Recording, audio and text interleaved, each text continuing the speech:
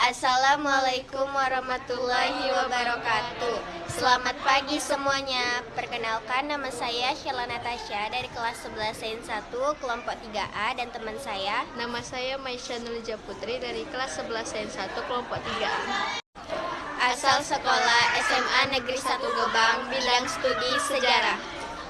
Pemerintahan Herman Willems Dendels 1808 sampai 1811. Bidang politik dan pemerintahan. Dendels juga melakukan berbagai perubahan di bidang pemerintahan. Ia banyak melakukan campur tangan dan perubahan dalam tata cara dan adat istiadat di kerajaan-kerajaan di Jawa. Kalau sebelumnya pejabat VOC datang berkunjung ke Istana Kasunanan Surakarta ataupun Kesultanan Yogyakarta, ada tata cara tertentu. Misalnya harus memberi hormat kepada raja, tidak boleh memakai payung emas, kemudian membuka topi, dan harus duduk di kursi yang lebih rendah dari dampar atau kursi singgasana raja. Dendels tidak mau menjalani seremoni seperti itu. Ia harus pakai payung emas, duduk di kursi sama tinggi dengan raja, dan tidak perlu membuka topi. Sunan Kapubuana IV dari Kasunanan Surakarta terpaksa menerima, tetapi Sultan Hamengkubuwana II menolak. Baca Riklabs 2005. Penolakan Hamengkubuwana II terhadap kebijakan Dendels menyebabkan terjadinya perseteruan antara kedua belah pihak. Inilah benih-benih nasionalisme yang tumbuh di lingkungan Kesultanan Yogyakarta. Untuk memperkuat kedudukannya di Jawa, Dendels berhasil mempengaruhi Mangkunegara II untuk membentuk pasukan Legiun Mangkunegara dengan kekuatan 1.150 orang prajurit. Pasukan ini siap sewaktu-waktu untuk membantu pasukan Dendels apabila terjadi perang. Dengan kekuatan yang ia miliki, Dendels semakin congkak dan berani. Dendels mulai melakukan intervensi terhadap pemerintahan di Kasunanan Surakarta dan juga Kesultanan Yogyakarta. Melihat bentuk intervensi dan kesewenang-wenangan Dendels itu, Raden Rangga mulai melancarkan perlawanan terhadap kolonial Belanda. Raden Rangga adalah kepala pemerintahan mancanegara di Madiun yang merupakan bawahan Kesultanan Yogyakarta. Oleh karena itu, Sultan Hamengkubuwana II mendukung adanya perlawanan yang dilancarkan Raden Rangga. Namun perlawanan Raden Rangga ini segera dapat ditumpas dan Raden Rangga sendiri terbunuh.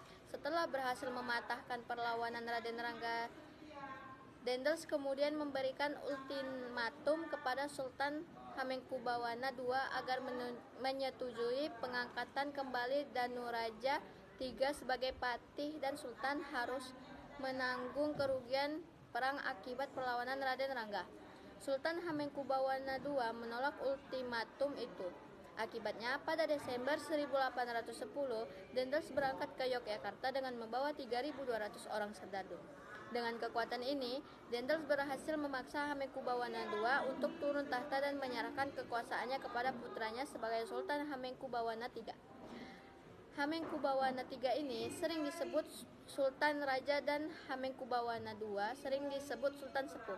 Sekalipun sudah diturunkan dari tahta, Sultan Hamengkubuwana II atau Sultan Sepuh ini masih diizinkan tinggal di lingkungan istana. Selain hal-hal di atas, Dendels juga melakukan beberapa tingkatan yang dapat memperkuat kedudukannya di Nusantara. Beberapa tindakan yang dimaksud adalah sebagai berikut.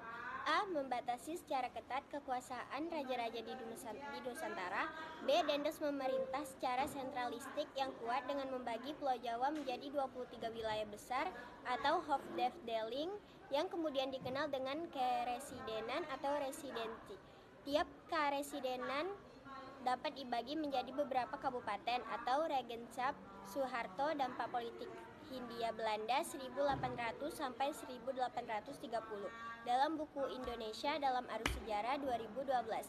C. Berdasarkan Dekret 18 Agustus 1808, Dendels juga telah merombak Provinsi Jawa Pantai Timur Laut menjadi 5 prefektur atau wilayah yang memiliki otoritas dan 38 kabupaten.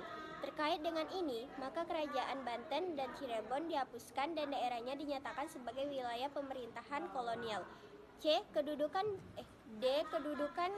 Bupati sebagai penguasa tradisional diubah menjadi pegawai pemerintah atau kolonial yang digaji. Sekalipun demikian, para bupati masih memiliki hak feodal tertentu.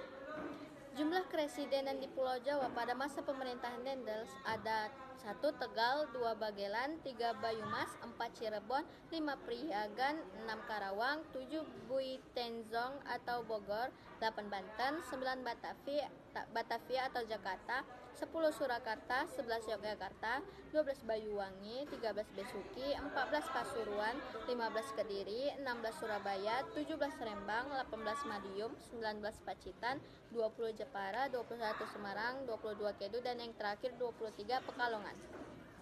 Sekian video dari kami. Wassalamualaikum warahmatullahi wabarakatuh.